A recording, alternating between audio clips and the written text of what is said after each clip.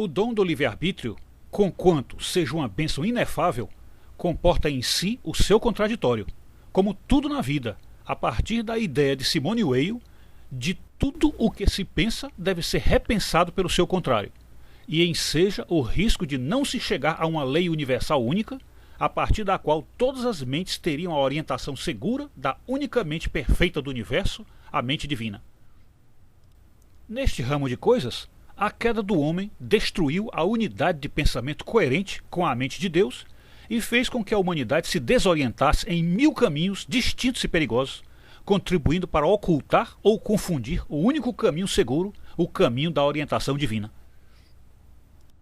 Vendo tudo isso acontecer, Deus providenciou uma salvação para a humanidade, na qual a regra é seguir tão somente a palavra do Filho de Deus, a qual também enfrentou o mesmo problema, isto é, que o livre-arbítrio continuou sua sina de interpretar livremente a mensagem de Deus, e assim Jesus precisou fundar a sua própria igreja para que somente ela interpretasse a Bíblia corretamente, dando o rumo certo a seguir para todos os filhos de Jesus.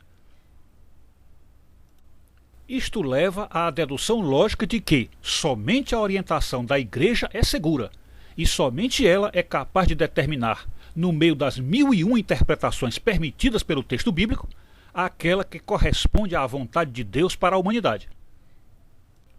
Sem a igreja, é óbvio que nasceriam 1001 igrejas confusas, sem saber qual interpretação corresponde à vontade de Deus, e assim todo o cristianismo ficaria sob risco, cambaleando feito bêbado no meio de tantas opiniões divergentes e contraditórias.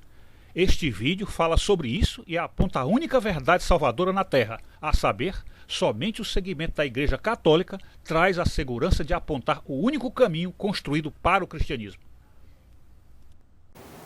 Meus prezados, de fato, este é um tema bastante problemático, porque a Escritura Sagrada deixa em aberto este mundo completo, que podemos chamar de polissemia, isto é, as mais diversas interpretações, como qualquer texto, qualquer comunicação, qualquer mensagem tem. Então, isto daí, em princípio, já dentro da teoria geral da comunicação, já é motivo para que se tenha a igreja como a fonte de interpretação. Porque se não houver um rumo, se não houver uma direção, então qualquer outra interpretação é válida. E assim a verdade se perde, porque a verdade é comunicada por meio de palavras humanas, e as palavras humanas estão sujeitas às várias visões de como ela é recebida, de como ela é colocada e como ela é recebida.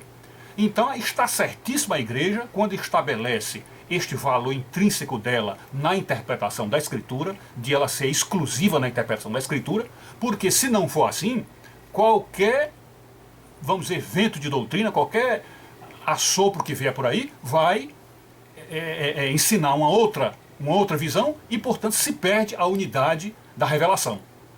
Um exemplo disso que nós temos agora na lembrança bem claro, por exemplo, vocês se lembram que Jesus disse, aquele texto famoso dele, quando ele diz que até que o céu e a terra passem, nem um i, nem um tio, nem uma vírgula da lei passará.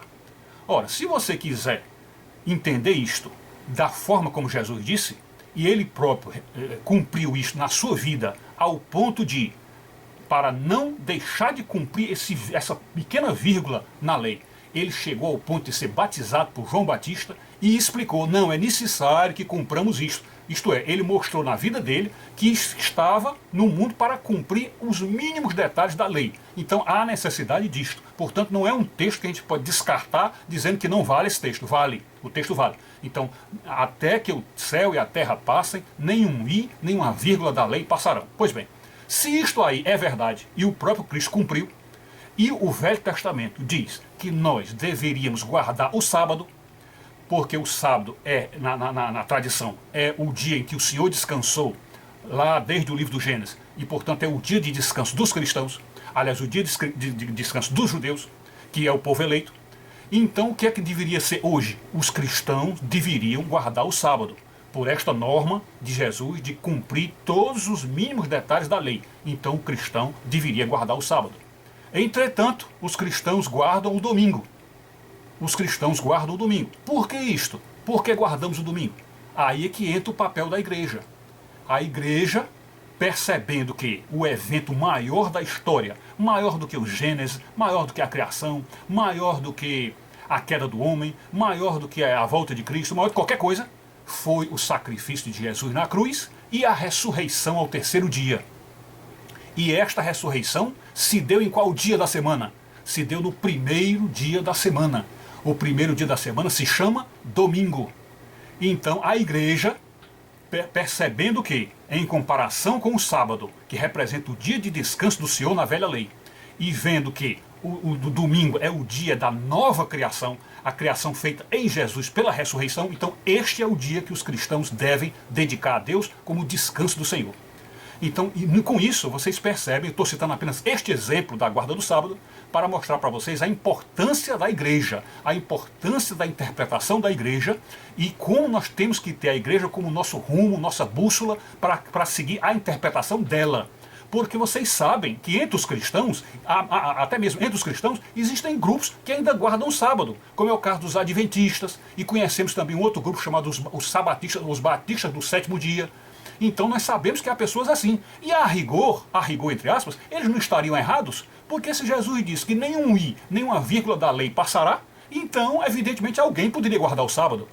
Então isso significa dizer que para nós cristãos, sobretudo nós cristãos católicos, a orientação da igreja tem que ser prioritária, majoritária e hegemônica, completamente decisiva, porque se não fosse a igreja, nós estaríamos aí nessa balbúrdia, uns guardando o sábado, outros não guardam, uns sem poder comer carne de porco, outros podendo, uns dizendo que Jesus não é Deus, como é o caso do Testemunho de Jeová, que diz que a Trindade não existe. Enfim, se nós não seguíssemos a igreja católica, nós estaríamos aí nessa balbúrdia de leis, nesse porrilhão de religiões e interpretações que tem por aí, e portanto a igreja estaria esfacelada, o corpo de Cristo ferido, adoecido, e nós não teríamos sequer condição de apontar esta é a igreja de Jesus, não tínhamos como apontar. Então está certíssima a igreja, e a igreja tem que ser nossa mãe e nossa intérprete das escrituras. É isso. E tem um outro detalhe que nós nos esquecemos, aproveitamos aqui. Observem que lá na escritura, o Senhor Jesus, aliás, o apóstolo São João, diz que a lei e os profetas vigoraram até João. Se a lei e os profetas vigoraram até João, significa dizer que a igreja entendeu que até ali valia a lei, até o episódio de João Batista. João Batista como o aplainador dos caminhos do Senhor, o homem que ia ser o precursor de Jesus. Então até ali a lei valia. De João para frente, aí é o Espírito quem vale. É a partir dali a nova dispensação trazida por Jesus e nós temos que nos guiar por ele.